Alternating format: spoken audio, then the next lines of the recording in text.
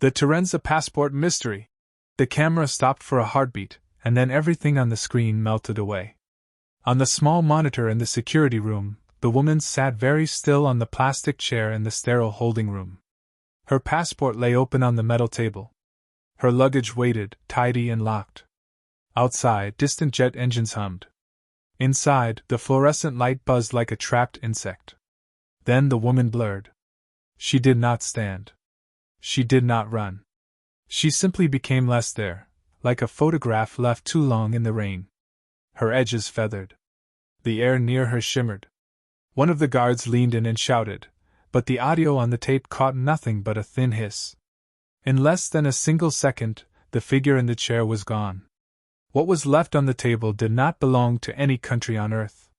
The passport's cover was a color no one in the room had ever seen, a green that looked like the inside of a deep sea.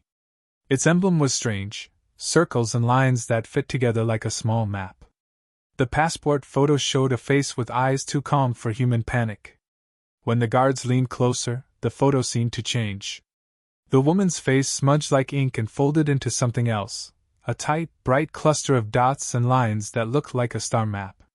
It shimmered for a moment, and then read, in tiny neat letters the guards could not explain, Torenza. Someone in the control room swore.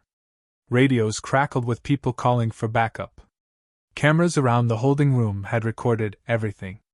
The main feed was saved to a hard drive. The file was copied. Every man who watched that small screen felt a cold place open under his feet. The woman had arrived at JFK Airport in the early morning, calm and polite, and then she had vanished. Nothing else in the room had moved. Nothing else in the footage showed a trick. Only the passport and the luggage remained, as if the woman's body had simply been unzipped from the world. Outside the metal doors, people walked on toward other lives. A taxi driver waited for a passenger. A family with a stroller passed by, laughing softly. The airport went on being a place where people arrived and left with ordinary problems. Lost bags, missed flights, coffee orders. But the men in the security room kept watching the recording and trading looks that said this was not normal. One of the guards, an older man who had worked nights for a decade, whispered a single question. "Where did she go?" They called the police. They called customs. They told them about the passport and the strange emblem. They recorded statements and kept the passport in a clear evidence bag. They checked the cameras again and again. The timestamp never lied. The woman had been there at 2:17, and she was gone at 2 hours 17 minutes and 3 seconds. They eventually closed the holding room and locked the door, as if a lock could hold back what had gone out the window of the world. When the story first leaked, it spread like a spark in dry grass. The airport posted a short statement that said something like, "An individual in our custody was later unaccounted for. We are investigating." That was all the official paper would say. In coffee shops and online chat rooms, the story grew. Someone put a low-resolution photo of the passport on a forum and Circle followers began to argue whether it was a prank, an art project, or something else that made their skin crawl. Someone else claimed to have seen her at the arrivals gate a half-hour earlier, carrying a small leather case and moving with a grace that made people step aside. The words people used were the same in many tongues: calm, polite, and impossibly alone. Later interviews with the guards show how small details cut like knives. The younger guard who had leaned closer to the passport said he remembered the smell, not perfume, not anything he could name, but a cool, dry scent like pages in a library. He said the woman had used a phrase that stuck in his head. "We come before you know." When he told his supervisor, the supervisor said it was nonsense, but the guard could not forget the voice. It had been sure.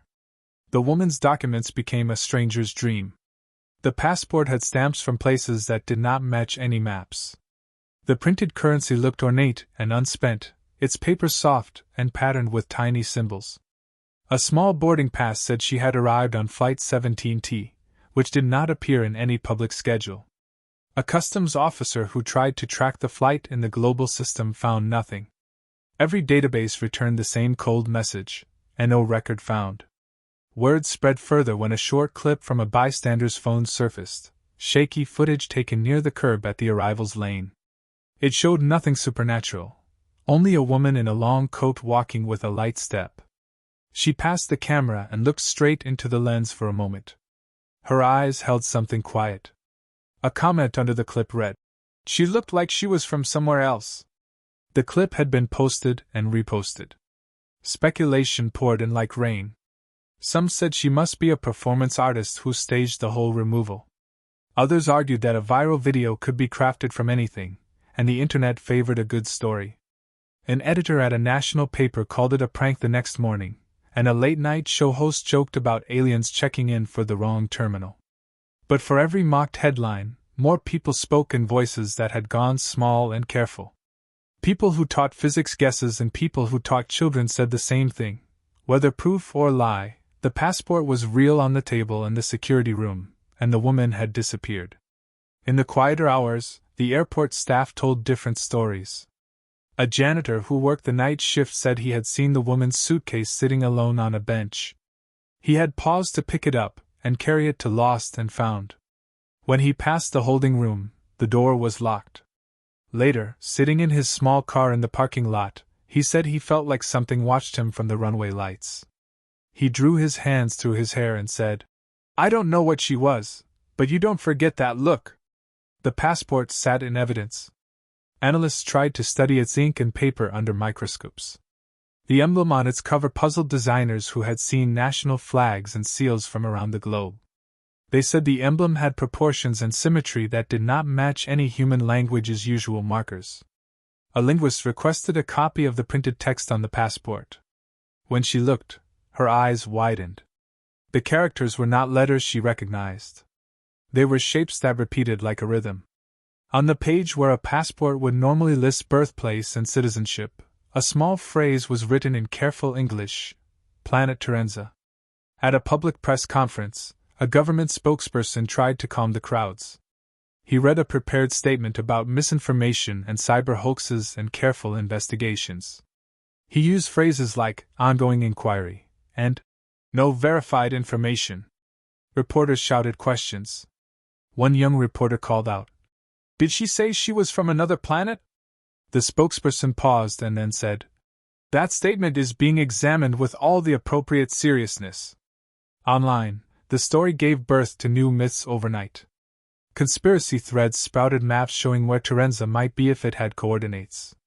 Graphic designers made fake currency and stamps from the passport, and sold them for tiny amounts. Others created speculative models of a star map they claimed matched the photo. The internet spun like a wheel.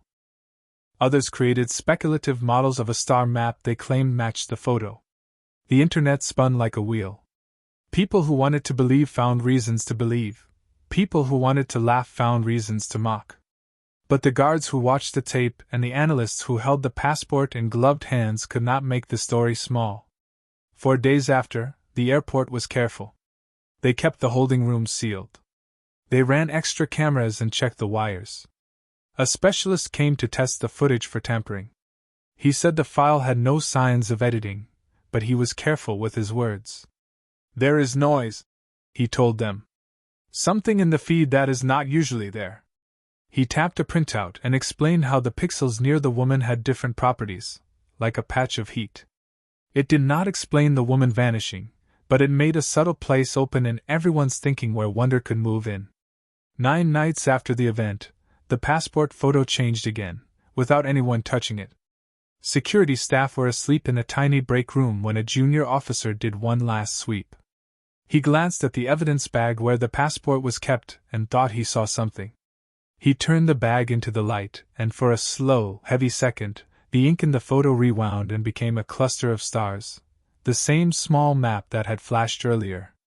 Where human features had been, a tiny, clear symbol now hovered, and below it the word Torenza burned faintly into the paper. That night, at home, the guard who had first leaned close swallowed hard and said to his wife, "It said Torenza?" His wife patted his hand and said nothing. Outside their house, a plane crossed the dark sky headed for another airport, and the world went on. But in a drawer in the control room, that passport hummed in its quiet like a small heart. The chapter ends where it began, with a passport that refuses to be ordinary, a camera that shows how thin our world can be, and a name, Torenza, that sits in the dark and waits. The next event is not yet known, but the idea is awake now. People are watching. The airport has locks but not answers. Somewhere, some clock is still ticking toward the moment when someone will try to find out what Torenza really means. The name Torenza hummed at the back of every mind in the town and beyond. People who never set foot near JFK suddenly knew the word. It was on late-night shows and in comment threads. Private investigators offered to sell their services. An artist made a poster with the passport emblem and a star map that looked like a flower. But inside the airport, things moved slower and quieter. Paper was signed. Cameras were checked again. The passport stayed locked in evidence, under a thick clear bag and behind a glass case. Men in suits with soft shoes came and went. They asked calm questions. They wore faces that told you not to mention the vanishing woman in front of cameras. A reporter from a national network arrived with a team and a polite badge. She had a voice that could draw a room in and make people tell the truth by mistake. Her name was Claire Reed. She wanted to know whether the airport had kept everything, whether every camera had been saved, whether every guard had given his full statement. The sergeant who had been on duty that night sat with his hands folded and answered each question slowly. Claire listened to the tape of the woman in the holding room. She watched the small monitor until the moment the woman faded, frame by frame. The image made her face flat and pale. "Did you ever try to follow any camera signal outside the holding room?" Claire asked. "Maybe there's another feed that shows a hallway or a roof." The sergeant shook his head. "We watched them all. There's nothing. It's like she was never in the corridor. We checked the arrival lane, the baggage claim, every camera. No one saw her leave." Claire put her notebook down and folded her hands.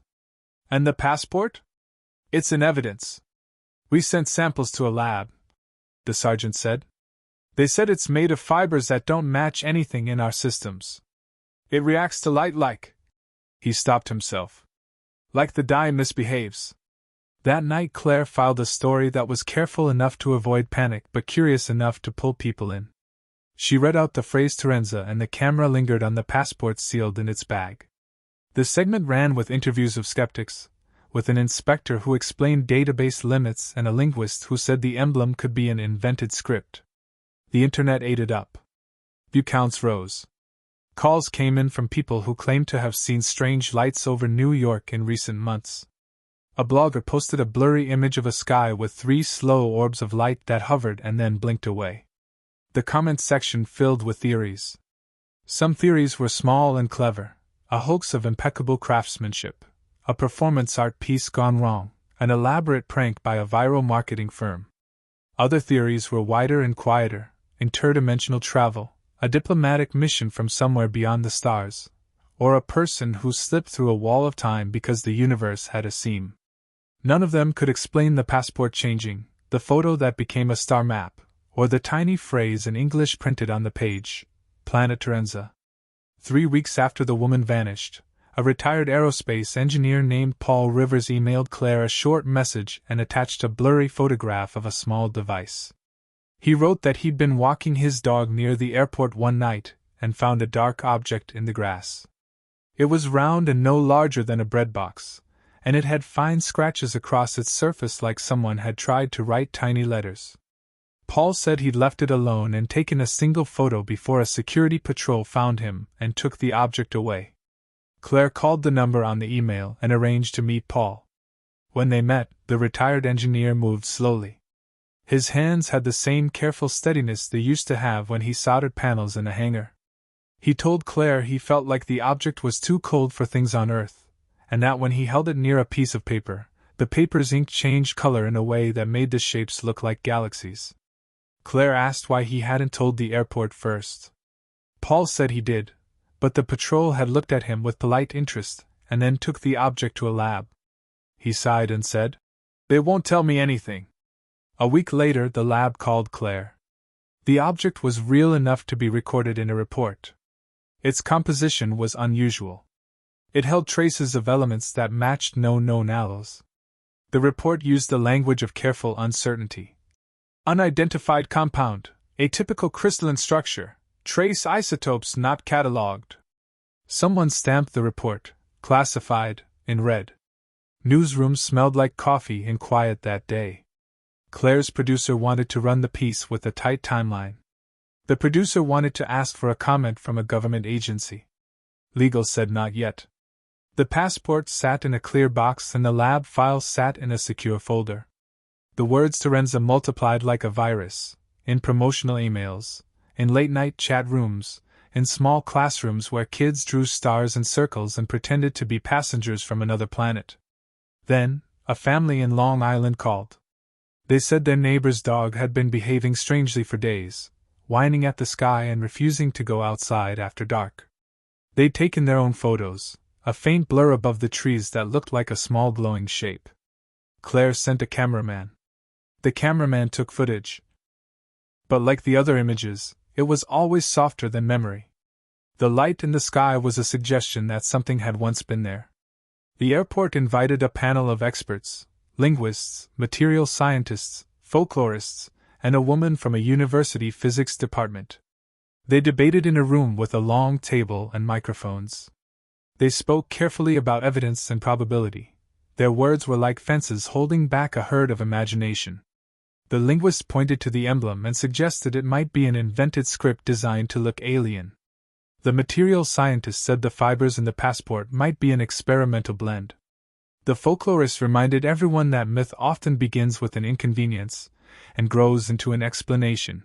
People need reasons the world should not frighten them. At the end of the panel, the physicist, Dr. Leila Torres, leaned forward and said something unexpected. She said that what if the passport was not an object from Torenza, but an invitation? If you consider time and space as a fabric, she said slowly, a seam can be moved. A visitor could step through one seam and arrive here. But if the seam closes, the visitor might step back through and leave everything else behind. Her voice was plain and startling in its simplicity. That would explain the luggage, 100%, and leave the passport as a marker. People carried that idea home like a choice between two chairs. Either an amazing thing had happened, or a terrifying one. Either someone from an impossible place had come and gone, or a prank had been pulled so well it fooled laboratories. The question lodged itself in people's throats. In the weeks that followed, strange things began to happen in small, quiet ways. A ticket counter printed a boarding pass for a flight that was not scheduled. A public transit display flashed an unfamiliar code between stops. A customs officer found a tiny scrap of paper in a broom closet that had tiny dots like a star map, not printed but somehow burned into the fiber. No one could say whether these things were connected. They might be coincidence. They might be signs. Then, 2 months after the woman vanished, a different camera picked something up. It was a street camera across from a diner, and it had been recording a different story entirely. A delivery van, late at night, the driver hurrying a small package toward the kitchen door. The camera was old, and its image grainy. Overnight, someone noticed a frame that no one could explain, a single second where the package on the back seat of the van blurred into a thin filament of light, folded like a seam, and then rewound. The file was saved, and the driver swore he hadn't touched any part of the package that night. When police opened the package, they found, in place of a delivery item, a small card wrapped in a soft metallic sheet. On the card was printed, in tiny careful letters, a phrase that made engineers and detectives both go very quiet: "Welcome. Do not seek." The card sat in evidence beside the passport, and the envelope it came in had smudges of dust that, when examined under a microscope, resembled the pattern on the passport's emblem. "A pattern is a pattern," said one analyst, "no matter where you find it." In a cafe, the analyst's words sounded like a confession. Not everyone wanted to believe. Teenagers made TikToks mocking the story, waving fake passports with winked smiles. Memes were born. But then, a small, quiet thing happened that made the mockers stop laughing. A woman who worked nights at the airport sent a grainy photograph to a journalist. It was taken from a break room window at 2:17 a.m., the same time the woman had vanished. The photo showed the runway lights and a shape over the tarmac, a ripple like heat over pavement, and then, in the corner of the image, a single, perfect footprint in the mud. The footprint was small, and where it should have had a heel it had instead a circle of tiny star-like dots. No human boot left a print like that. No animal did either. People in the airport began to sleep with doors unlatched and lights on. They left with coffee and stories and old habits that kept them awake. Claire kept following the paper trail. She asked for records of the Flight 17T mentioned on the boarding pass. No record existed. She filed Freedom of Information requests and waited. The replies were polite and slow. A week would pass, then a month. She began to think the government was being slow because it had not found anything, or slow because it was trying not to find something. On a rainy Thursday evening, Claire received a plain, unmarked envelope slipped under her office door. Inside was a single photocopy of one line from a logbook. Flight 17T, manifest attached. The manifest was not detailed. It listed a single name in neat block letters, Torenza, emissary. The rest of the sheet was folded under and not visible. No phone number. No stamp. A small note was written on the margin in a hand that climbed like a ladder. Look up. Claire stepped outside. The sky was the color of dull tin, and the rain made the city a smear of lights. She lifted her head and saw nothing but plain trails. She went back inside. Look up, she said aloud. She sat at her desk and stared at the photocopy until the letters seemed to swim. That night she went home. She could not sleep. At 2:16 a.m., her phone buzzed with an alert from a weather app. Fog advisory. Wind calm. At 2:17, right on cue, her phone vibrated again with a short video clip from an anonymous number. The clip was 15 seconds long, and it showed a dim rooftop with a silhouette standing at the edge. The silhouette lifted a small hand and the air around it shimmered. The final frame showed the silhouette turned toward the camera, and for an instant the face looked like every passport photo she'd ever seen. Then it folded, like printed paper catching a flame, and the face was gone. A message came with the video. One line, "We come when you say our name." Claire felt the room spin and then go quiet. Her heart beat against her ribs like a drum. She thought of the card that said "Do not seek" and of the woman who had said, "We come before you know." She thought of the passport in its plastic case, of the tiny star map that had appeared in the photo and then stayed like an afterimage. The city went on, though. Trains ran. The news played other stories. But the story of Torenza no longer belonged only to the airport. It had become a light that flickered in the dark, an invitation other people could not resist. Somewhere, someone would say the name into a microphone, into a chat room, into a child's ear. Then, in the small hours of a morning when the fog rolled in low and slow, a pilot landing a private jet over Staten Island radioed in. He reported an object above the harbor he could not identify, a slow, perfect arc of 3 lights moving with intent. Air traffic controllers recorded it briefly and then the object blinked away. The pilot's voice was precise and flat. He said, "It moved like it was reading the lines of the map." That same night, every device in Claire's apartment chimed. Her computer screen filled with messages from people she had never met, all with one simple text, Torenza. The messages came with coordinates, with star charts, with shaky maps drawn by hands that trembled. The inbox filled like a tide. Claire stood at her window, the city a smear of sodium lights and rain. She took the passport's photocopy from her drawer and laid it on the table. The name Torenza glowed in her mind like a small lamp. She did not know whether the thing that had come to JFK had been an emissary, a trick, or a visitor from another seam in the cloth of the world. She only knew that the name had weight now and that saying it had a cost. She picked up her phone and typed a single word into a search box, then hesitated. Her fingers hovered over the keys. She knew the card's warning, "Do not seek." She had been warned by men in suits and by a note wrapped in metallic paper. But a journalist's job is to seek. A human's job, sometimes, is also to look. Claire pressed send. The search was simple and plain. It returned a single result, Not a web page but a coordinate and a time, 40.6413 degrees north, 73.7781 degrees west, 2:17. She blinked, and the room felt colder. On her phone, a new message arrived. It was an image, but not quite a photograph. It looked like a map overlaid with thin lines, connecting points like constellations. At the center, where the lines met, was the passport emblem. The final text said only this: "We keep our schedule." Outside her window, the city clock struck 2. 17 seconds later, the lights in the street dimmed and the fog thickened. Claire opened her door and stepped out into the hallway. She walked down the stairs and into the street. She did not know whether she was brave or foolish. She only knew something had been set in motion that did not like to be waited on. As she reached the curb, a low hum rolled across the sky. For a heartbeat the world seemed to tilt. And then, above the soft orange glow of the street lamp, a single pinprick of red light blinked high and steady, like a tiny star returning to its place. It did not move. Claire felt the hair on her arms stand up. Her phone buzzed in her hand.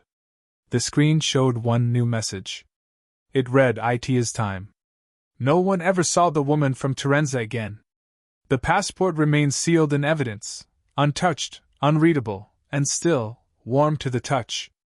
Officials never found proof of Flight 17T, and every trace of its passenger manifest has vanished from digital records. But every year, on foggy nights around 2:17 a.m., strange lights are still reported over New York Harbor, and always in the same formation. Was she a traveler from another planet, a visitor from another dimension, or something else we were never meant to understand? Maybe the truth isn't up there. Maybe it's already here, waiting for the next time someone says the name, Torenza. Because some doors, once opened, never close again."